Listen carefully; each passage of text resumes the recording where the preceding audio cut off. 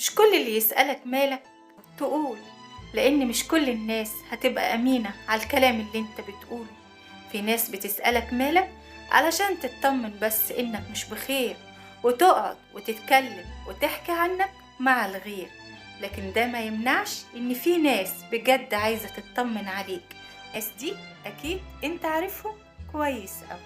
سلام.